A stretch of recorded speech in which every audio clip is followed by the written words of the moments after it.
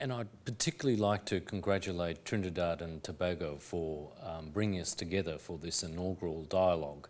As I was saying to some colleagues during the break, I'm very jealous, in fact, of Turkey because we would have been very pleased, I think, to be able to claim to have the first one last year, but it wasn't the case. It is a very good initiative, and as I'm co-chairing the G20 Development Working Group this year, I'm particularly pleased to be here today to hear your views, and already I can tell you I'm going to incorporate some of what you've said into our discussions in the DWG. Thank you, Minister. Albert Einstein is famously quoted as saying that insanity is defined as doing the same thing over and over again and expecting a different result. So it's inappropriate for us purely to rebadge our current use of the oceans as blue. The requirement for sustainability necessitates a paradigm shift in both the mindset of those currently exploiting the ocean and the diversity of ways in which the ocean is used. The terms blue economy, blue growth, and ocean economy have emerged as part of a new global discussion about the role of the ocean in sustainable development, particularly with respect to small island developing states. And whilst there's no universally accepted definition for the blue economy, the notion of the blue economy refers to those economic activities that directly or indirectly take place in the ocean, use outputs from the ocean, and put goods and services into the ocean's activities. It is, however, important to understand that the concept of a blue economy is not new. Caribbean nations have benefited from the oceans for hundreds of years, with the development of fisheries, reliance on the oceans for international and domestic trade, the regional tourism industry, and more recently the development of offshore oil and gas resources. But the contemporary understanding of the blue economy is a concept that conceptualizes the ocean as a development space, where spatial planning integrates conservation, sustainable use, resource extraction, sustainable energy production, and transport, among other activities. The Turkish presidency has identified several priority areas for its focus, which were introduced at the beginning, so I won't dwell on them for the sake of brevity. I'll just run through them here. The point is that in working on the implementation of this concept with our member governments, the Commonwealth proposes 4 overarching goals for the blue economy, which align well with these focus areas. The first of these is economic diversification, to reduce vulnerability from reliance on a small number of existing sectors in many countries. The second is the creation of high-value jobs. The third is to ensure food security through effective and sustainable utilization of marine resources. And the fourth is to manage and protect the marine environment in a sustainable and responsible manner. The results that are sought from implementation of a blue economy concept therefore include increased investment in existing ocean-based sectors to realize greater monetary value from the existing resource base, the development of new economic sectors based on existing marine resources, greater protection for Caribbean ocean space and resources through better coordination across different sectors, the application of protective measures, and greater use of surveillance and enforcement tools, and new research and generation of knowledge about the Caribbean Sea and its management needs. So what is the opportunity? Well, as well as the range of existing uses and activities that the oceans support, emerging opportunities identified as having potential in the blue economy include aquaculture, marine renewable energy, marine biotechnology, and sustainable finance linked to the oceans. In the Caribbean Regional Fisheries Mechanism has identified the promotion and development of mariculture as one of its priority program areas, with the formulation of mariculture development policy and legislation as key areas for attention. The development of marine renewable energy in the Caribbean can provide energy security through greater independence from imported hydrocarbons, as well as supporting achievement of renewable energy targets. Although at a very early stage of development worldwide, the biotechnological potential of marine organisms is huge, with macroalgae, microalgae, bacteria and the like having the capacity to deliver solutions to most, if not all, of the global scale major socioeconomic and political issues. And lastly, a number of countries are also exploring innovative finance mechanisms linked to the oceans as ways of financing their transition to a blue economy. Notable examples include trust funds linked to the establishment of marine protected areas and the emerging concept of blue bonds linked to fishery improvement projects. Another take-home message from this presentation is that we're not starting from a blank slate. There are a number of initiatives currently underway in the Caribbean that give effect to the blue economy concept to some degree. For example, in 2013, OECS heads of government adopted the Eastern Caribbean Regional Ocean Policy and Action Plan, a framework that guides the planning and development of marine activities in the Eastern Caribbean region in a rational and sustainable manner. Also in 2013, 9 Caribbean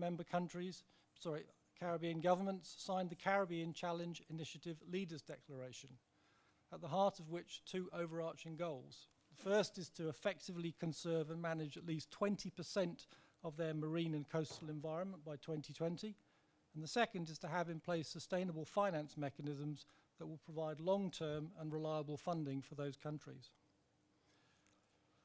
A further initiative being developed by Richard Branson's Carbon War Room initiative aims to accelerate the transition of Caribbean island economies to marine renewable energy resources. There are also a number of country-specific initiatives. For example, in May 2014, the government of Grenada announced its intention to undertake a number of initiatives aimed at protecting its marine space and growing the island's blue economy. In the Bahamas, an integrated policy framework is being implemented to manage the ocean space and marine resources across its extensive exclusive economic zone. And similar initiatives are currently underway in St. Kitts and Nevis, St. Vincent and the Grenadines, and Antigua and Barbuda. Also in Antigua and Barbuda, the Barbuda Blue Halo initiative has established new fisheries management regulations, created a zoning plan for the island, and will augment local enforcement and scientific monitoring capabilities. Further similar initiatives are also being planned for Montserrat and Curaçao.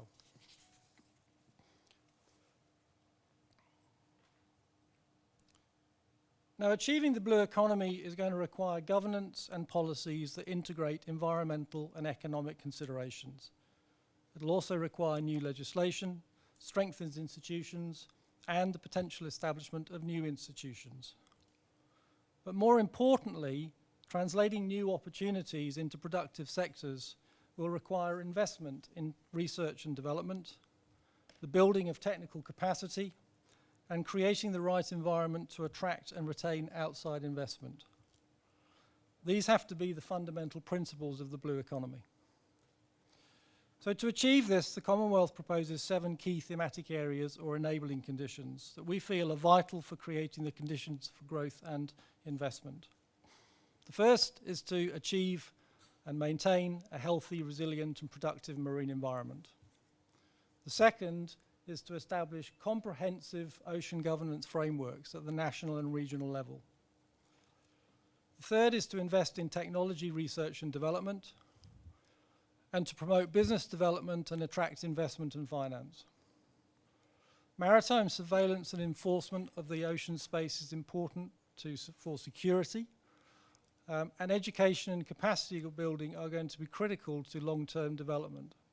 And finally, investment in infrastructure to support the blue economy is going to be critical.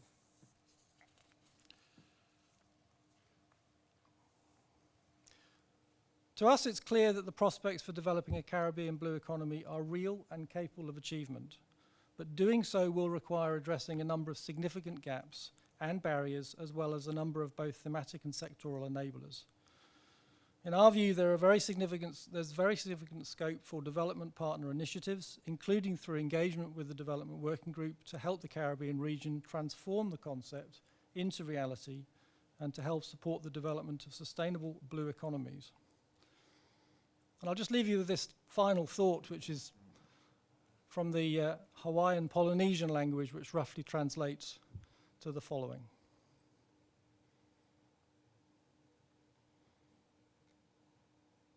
Thank you very much, Mr. Chair. Thank you, Mr. Chair. Firstly, we'd certainly like to thank Governor Rambaran for inviting us, and also thank Dr. Julian Roberts for what we thought was an excellent paper.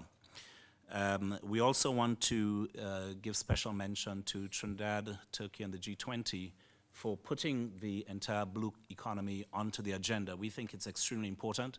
Grenada has attached quite a degree of significance to it, starting with our Prime Minister, who has been involved with a range of issues on the blue economy, having co-chaired the Caribbean Challenge Initiative together with Sir Richard Branson in the Virgin Islands, and having helped to, with the Global Ocean Action Summit, which took place in The Hague last year. And as a result of that, we put together a very compelling alliance with the Netherlands. But most importantly, one of the key things coming out of this is the development of what we call the Blue Growth Network. And the Blue Growth Network is focusing very much on getting investments into the whole area of the blue economy, because for too many of us, we found that we've been going to these oceans meetings, people are talking about the problems again and again, and we wanted to have something pragmatic which could focus on investment, which could focus on jobs, which can focus on people. And so those are some of the things that we're doing, and I'd like to come back to that at the end of the presentation. But we think this entire area is very timely, because the interest in blue growth has just grown tremendously. A number of you may have seen the various conferences on blue growth and blue economy put on by The Economist, for example. They're having their third one in as many years in Portugal coming up. The World Bank and the FAO, the NGOs have been involved. The islands, for those of you who may have been to Samoa, the islands attach a huge degree of importance to the blue economy, which came out in the international meeting on islands in Samoa. And of course, you know, countries like the GCC countries are putting, in particular the UAE, is putting a huge amount of importance on blue carbon because of the mangroves and so that they have. I think it's also timely because of 2015. We're agreeing the 2015, the SDGs. We also have an opportunity in Paris on climate change and with the operationalization of the Green Climate Fund to look at mobilizing some of those resources, particularly in the area of energy as it relates to blue growth. The additional reason why it's timely is because, and the paper speaks to this, is the whole issue of harmful subsidies. And certainly we see that with the fall in oil price recently, this is an opportunity to remove some of the subsidies around fuels and so, which make it very difficult to control and to ensure that there's sustainable fisheries. So we think it's very timely, in addition to the fact that for the Caribbean region, as already been mentioned, with high debt, low growth opportunity, many islands are looking at blue growth, including Grenada. There are a number of drivers for this at the moment. I think the paper touches on it very well in terms of, you know, the entire value of oceans, the 1.33 trillion that was mentioned, the 350 million jobs. I don't want to repeat the factors here, but I think the key thing is that people recognize that there's high value associated with oceans. We're losing a lot of money because of unsustainable practices to the tune of $55 billion, according to a World Bank study called the Sunken Billions.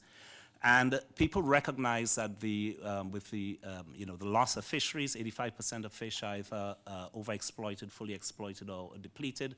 We've lost 30% of our corals, 30% of our mangroves in the last 30 years. So we have a real problem, and we need to get to grips with it. So what I'd like to do is to talk about the opportunities in terms of practically what we might be able to do as CARICOM, working with our partners around the table. And we see a number of key opportunities, but we would like to see these opportunities in terms of how we prioritize them by focusing on the things which will drive private sector investment, things which will drive jobs, and things which will make the blue economy very real to people. Because there's a slight danger in if we take an approach where the blue economy is seen as an ivory tower project, that we're going to lose steam and momentum. If we focus on driving private sector investment, then we have a great chance of making this extremely successful. So where do we see the huge opportunities? There are 8 areas I'd like to talk about. First of all, in sustainable fisheries. In the Caribbean, we have an opportunity to create what has been done in the Western and Central Pacific under what's called the parties to the Nauru Agreement. They basically have what has been called the OPEC of tuna. They control 25 to 35% of the world's tuna stock, and in the Western to Central Pacific, it's 65%. They have come up with a watertight agreement on how they're going to manage their fisheries, and this is something that we in the Caribbean can actually learn from. These regional agreements do take time, however, but I think by starting early, by putting in the effort, by learning from what other island states are doing, we could drive a huge amount of value for the Caribbean region. The second area is around aquaculture.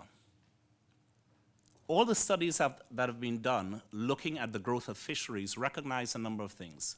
One, aquaculture is actually taking over from capture fisheries in terms of providing the supply for the growing demand of fisheries. Two, demand for fish, particularly in China and Asia, with the growth of the middle class, is taking the demand much greater than a straight line projection would assume. Most of that growth, in order to satisfy the demand, has to come from aquaculture. A key question for us in the Caribbean is, although we are going to be focusing on aquaculture, can we actually compete with the nearshore aquaculture that's happening in Asia in such a large degree? I think this is one of the questions we need to ask, because nearshore aquaculture also competes with some of the key things we're trying to do in terms of tourism and so on around the nearshore area. One of the promising areas is offshore aquaculture. And so offshore aquaculture is being tried in Panama. Companies like Lockheed Martin are very much involved with this. And one of the things we may want to do in CARICOM is to actually leapfrog going past the nearshore aquaculture and actually put time, resource, and effort into offshore aquaculture as a future for the Caribbean. Thirdly, the Caribbean would do well to create a brand around sustainable tourism, particularly as it relates to marine and coastal development. And there are already some standards that people are looking at for marinas. This is something that the Caribbean can adopt with a view to having a strong brand around sustainable tourism, particularly as it relates to things like sewage and energy. One of the problems we have with our coastal development is that the more we get sewage into the water, of course, it damages and degrades the reef. And so the more we can have a set of blue growth guidelines, if you like, for the tourism sector, and being able to brand our tourism industry in that light, I think the better we would do. This needs to be linked, and it needs to be an integrated approach with agriculture. When we look at watershed management, when we look at what we're doing with urban runoff, it's very important that that we get the farmers involved, that they don't use, we have climate smart agriculture, they use organic techniques, they rely less on fertilizers, which are actually damaging the reef. So these things need to be tied together in terms of building a brand and a set of practices around tourism and agriculture as it relates to blue growth. The fourth area is what we call land-based oceanic industries. A number of countries are looking at land-based oceanic industries in terms of creating special economic zones, which would include things like aquaculture. It would include things like growing algae, using the waste, municipal waste, for example, to grow algae to produce biofuels. And it would also include, for example, the development of nutraceuticals. So this is a huge area that is being looked at, particularly countries like Mauritius have a head start in terms of outlining a vision for land-based oceanic industries and creating sustainable special economic zones around that. The fifth area is biotechnology, which is well documented in the paper. I don't know how many of you know this, but AZT, which was the first successful treatment for HIV, actually comes from Caribbean coral reef. What we don't have in place in the Caribbean is a proper regulatory framework for bioprospecting, which is mentioned in the paper, which is an important area for us. It may not be seen as a near opportunity, but in fact, when you look at things like the decoding of the human genome, the decoding of the human genome was done by Craig Venter. And what he did was to take the enzymes from the vents at the bottom of the ocean floor to create enzymes which could work basically at industrial scale. In Grenada, we have the largest submarine volcano in the Western Hemisphere. Dr. Robert Ballard, who discovered the Titanic, recently did a dive in May of 2014 down to this submarine volcano, where in fact the flora and fauna of the area are quite similar to what you would see with these undersea vents. But we don't have the bioprospecting framework to ensure that countries like Grenada can benefit from some of these discoveries. The seventh area is around information technology and mobile phones. And this is something which was not mentioned in the paper. But increasingly in Western Africa, fishermen are using mobile phones to get real-time information on things like market prices for fish. Increasingly, entrepreneurs around the world are using websites like Kickstarter and others that we've seen recently, Kiefer that we saw recently in Silicon Valley, in order to raise funding. And so we need to look at how we can actually use some of these technologies to empower fishermen, to empower people working at those levels to be able to generate funding. I think a lot was said on energy already. I don't want to repeat it. And so the final area, of course, which wasn't mentioned, is a ferry service for the Caribbean. There's been a lot of talk about getting a ferry service up and running between the islands.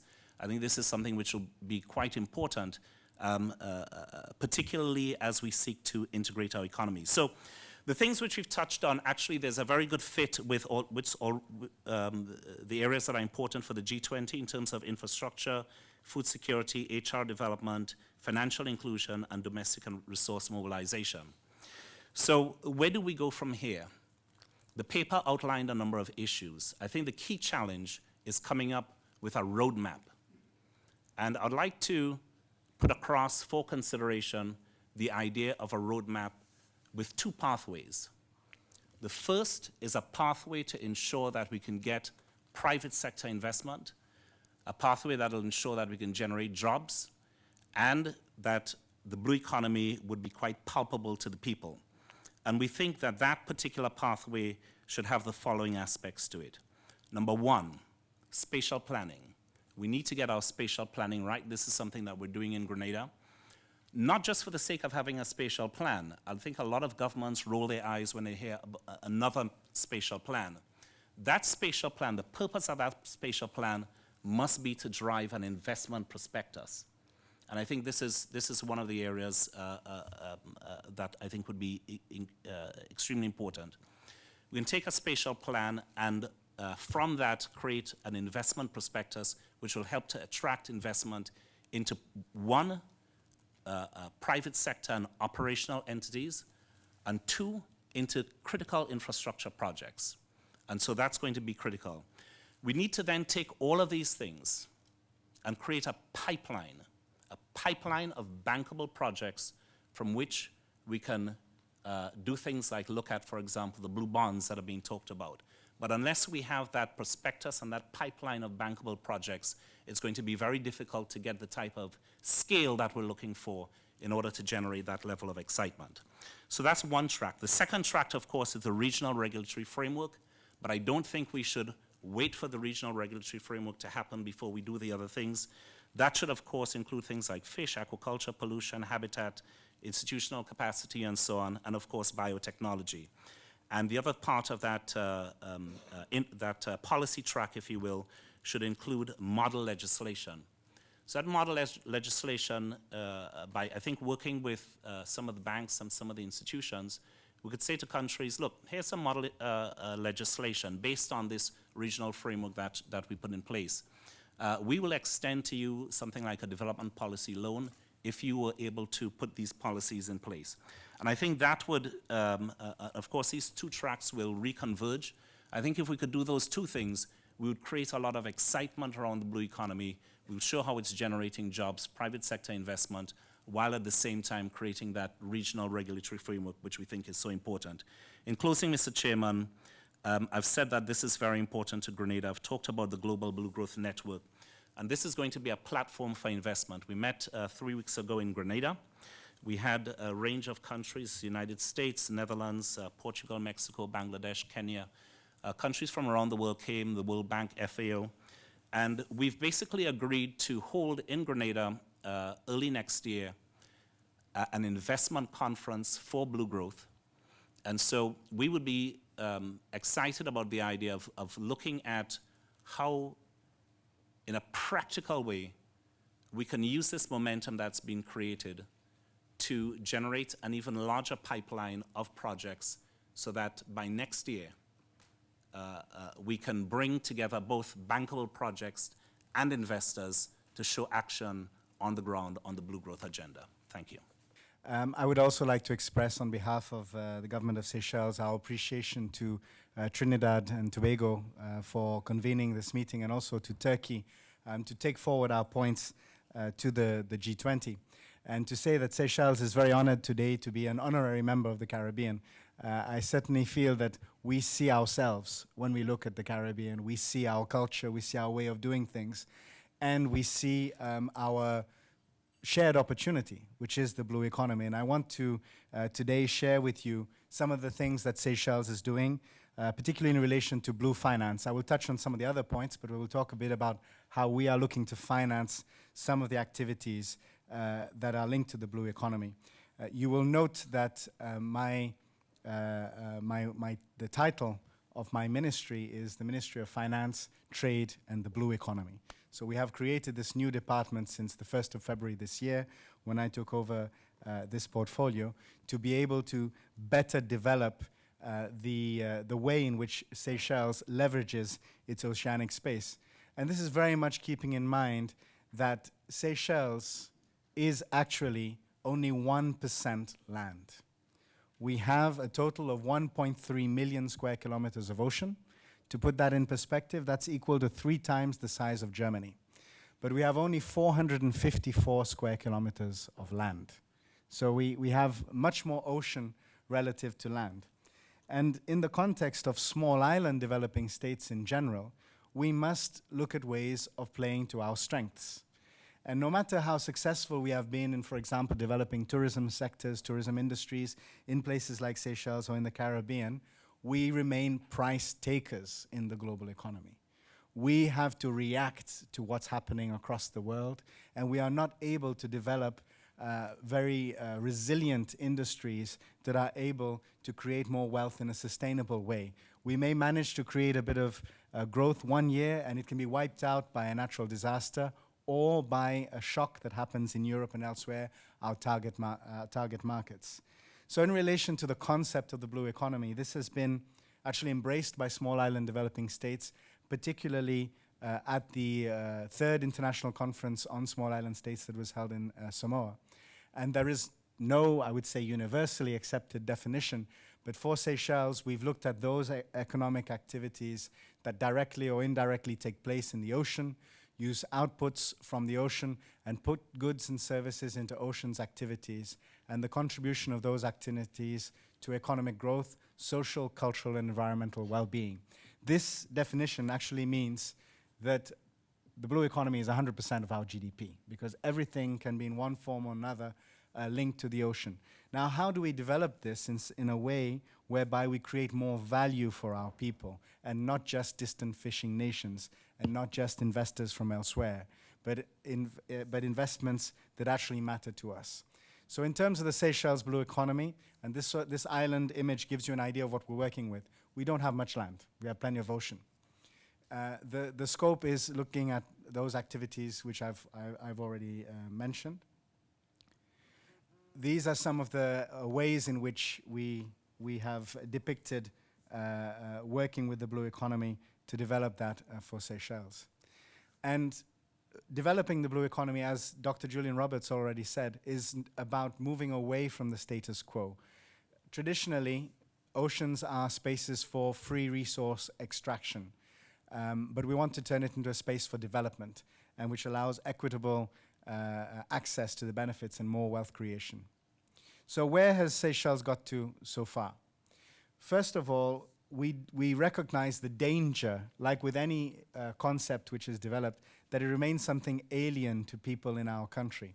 So we had a first national stakeholder forum in December 2014, where we invited people from the private sector, fishermen, tourism, basically anybody who was interested to participate in a national workshop where we looked at the opportunities and we asked people, what do you think we need to do more from the ocean? How can we maximize the benefit for our people, and how can we create more wealth going forward? What was very interesting was to note a lot of things that are actually being done by people without necessarily having to create new frameworks. In fact, after this forum, we actually had one SME that was created to develop fertilizer from seaweed that was collected from beaches. So a very simple project. It was less than $1 million investment, and they're starting operations now, just to give a way of showing how small changes can create more economic wealth. Now, if we can bring more investment, we can then multiply the opportunities to further develop that. We created, in February this year, the Blue Economy Department with the role of coordinating the development in the various sectors, because the blue economy for us takes on tourism, it takes on transport, it takes on all the different sectors, and making sure that we have policy coherence between these different sectors. We have also had the support of the Commonwealth Secretariat in terms of our National Blue Economy road mapping exercise. We have, following the conference held in December last year, a draft blue economy strategy where we've assessed the different sectors. Now, we're not going to details because quite a few of those sectors were already covered by Dr. Julian Roberts, and we've also looked at what are the conditions that we need to put in place to make these elements become a reality. Now, in terms of addressing the way forward for the Blue Economy Roadmap, we've looked at, first of all, at economic diversification. Again, going to this problem of SIDS in small island states being price takers in the global economy. How can we create more wealth for ourselves? And recognizing this debt trap that small island states often find themselves in, whereby we have very few sectors by which we can create wealth, from tourism and so on. Also, because of the target markets that we depend on tourism are having low growth, we suffer from low growth, and we don't have much space to address these issues. Economic diversification, investment in the blue economy can vastly accelerate growth. Just to give you an indication, we've done a study with the support of the African Development Bank on mariculture development, particularly offshore mariculture, which potentially can actually create total growth of 25% of GDP in the context of Seychelles. We have to further develop the study into practical actions, but there are many ways which we can create high-value jobs outside of the existing sectors that we currently depend on. We also need to address the issue of food security, and Ambassador Angus Friday has already mentioned the huge growth in demand, for example, from emerging economies, China and so on, which has to be met from somewhere, as well as the need in our economies to protect our traditional protein sources around fishing. And also managing and protecting the marine environment in a sustainable way, which allows to preserve it for future generations.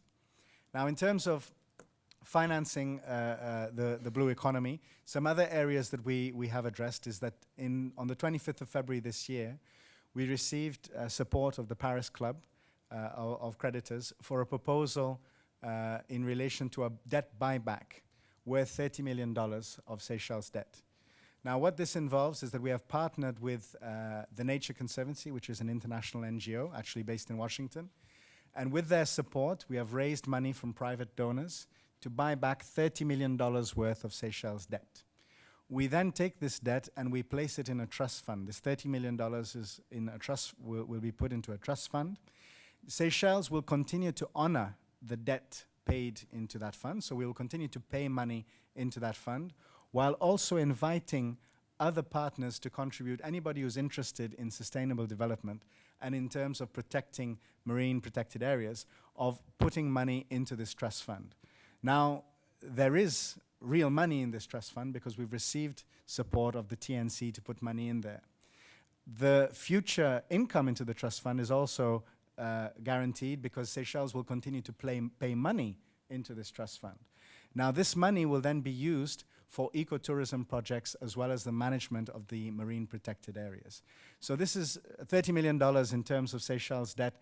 Was not a huge amount, but it is meaningful in terms of the impact that it has in terms of the local economy. First of all, this is money that we no longer need to take out of the economy. It's money that will remain in the economy even though the debt still exists. So we are still paying towards this debt, but it's money that remains within the economy. Secondly, the money that it will generate other funds through interest and so on, and we will be able to use that money to support marine projects in Seychelles, including ones that support sustainable artisanal fisheries. As part of this debt swap exercise, because the idea of the debt swap is also to improve the financing of climate change adaptation, because all of the money that goes into this trust will also help to improve the resilience of Seychelles in facing the degradation of the marine environment linked to climate change. And we know that this is a huge challenge also for the Caribbean. So linked to this exercise, we've also done a marine spatial plan whereby we have identified the key areas that we want to invest in, whether it be in terms of mariculture, those areas that will be designated as no-take zones for the purposes of future protection. We have identified 30% of our EEZ to be under some form of protection, and out of that 30%, half of it would be a no-take zone. The other half would be used for various activities that will generate further growth. Just before concluding, Mr. Chairman, and I know I'm overlapping my time a little bit, I also wanted to talk a little bit about blue bonds, and this is a subject which we have also managed to make some progress on.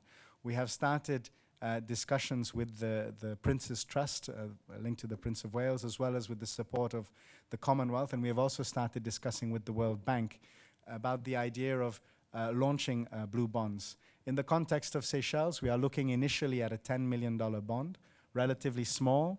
The main reason we are keeping it small is because of our debt ceiling. We are in a debt restructuring exercise, and we don't want to increase our debt by too much, but essentially more could theoretically be done.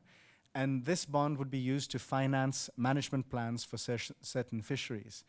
With the support of the World Bank, we're hoping to get certain guarantees which would make this bond essentially concessional financing.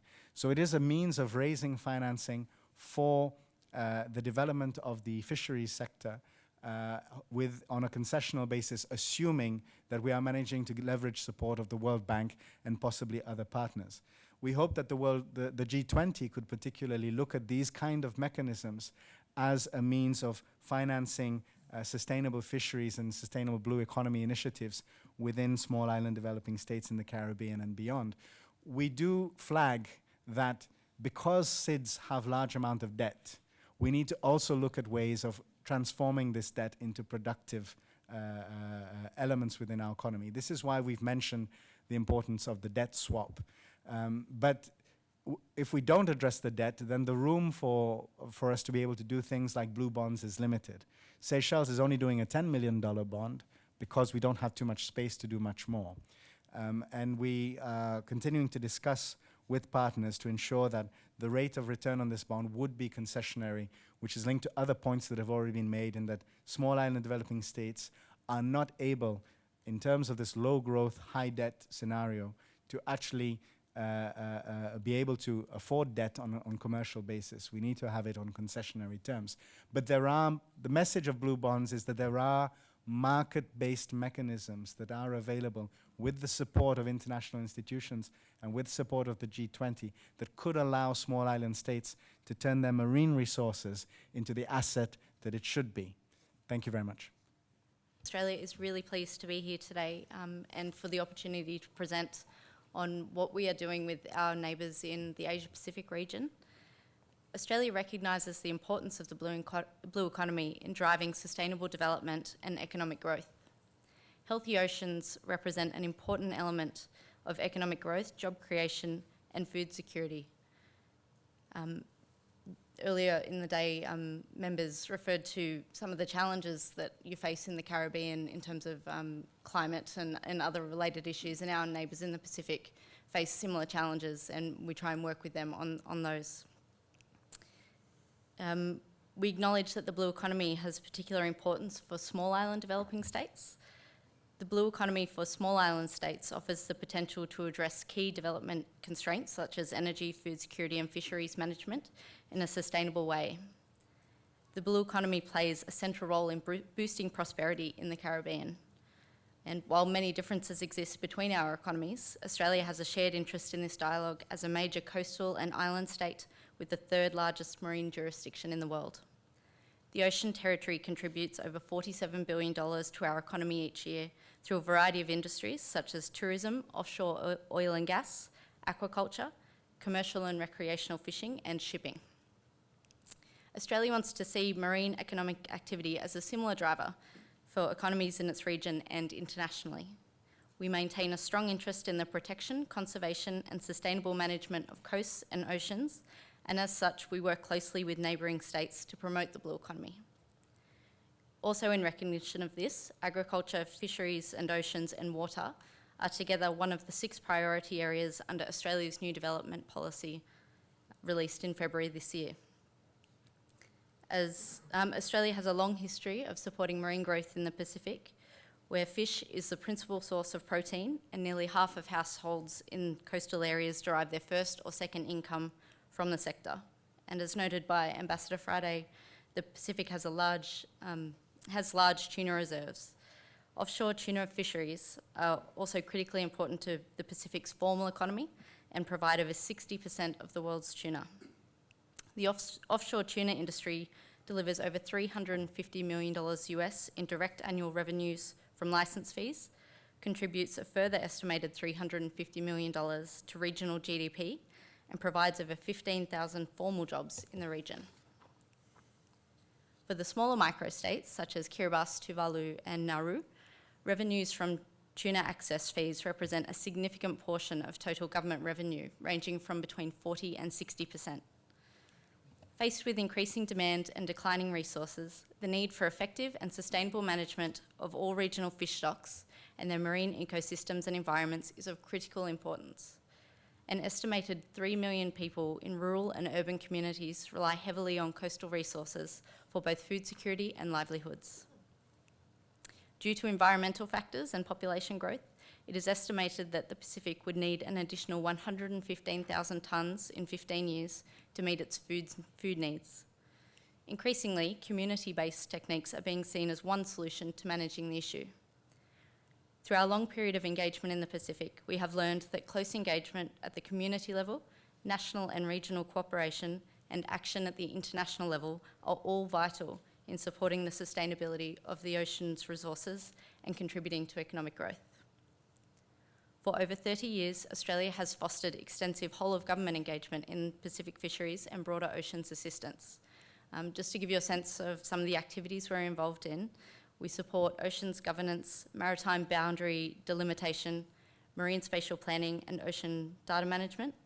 We support marine and coastal management and livelihood projects in Solomon Islands, Papua New Guinea, Malaysia, the Philippines, Timor-Leste and Indonesia through the Coral Triangle Initiative. We help address growing food security issues and target poverty reduction by implementing a community-based fisheries management and aquaculture initiative to promote the sustainable use of coastal resources in Kiribati, Solomon Islands and Vanuatu. Australia takes a leading role in combating illegal, unreported and unregulated fishing in the Pacific, ranging from a Pacific patrol boat program to hands-on engagement in operations and training by the Australian Fisheries Management Authority and the implementation of the Niue Treaty Subsidiary Agreement, which promotes legal, technical and practical cooperation in combating illegal fishing. Australia's fisheries assistance in the Pacific is delivered principally through long-standing regional partnerships with the Pacific Islands Forum Fisheries Agency and the Secretariat of the Pacific Community. In addition to our work in the Pacific, Australia also considers the blue economy in the Indian Ocean as an emerging priority for regional growth. Indian Ocean rim economies have long relied on traditional activities such as fishing, tourism, sea transport and trade. Global competition and depleting resources compel us to go further. The blue economy offers opportunities for a deeper and more creative yet sustainable use of the sea. Australia is joined in this view by the Indian Ocean Rim Association, also known as IORA. At the annual IORA Council of Ministers meeting in 2014, IORA countries signed an economic declaration that acknowledged the importance of the blue economy as a driver of growth. During 2015, IORA member states, including Australia as the current chair, are considering the potential of aquaculture and renewable energy, mineral exploration and coastal tourism, preserving the biodiversity of marine life, and using ocean science to drive innovation and growth. Australia's newly launched Innovation Exchange will also invest new ideas to drive the blue economy. It wants to harness the best innovations and expertise from industry, scientific and research institutions, academia, and social enterprises to help address blue economy challenges in our region. These could be challenges related to governance and sovereignty over waters, energy security, food security, biodiversity and ecosystem health, women's economic empowerment, and resource allocation. Australia will continue to look for opportunities to share our experiences and knowledge with interested parties, and we really look forward to the rest of this afternoon's discussions to help advance our work on the blue economy. Thank you.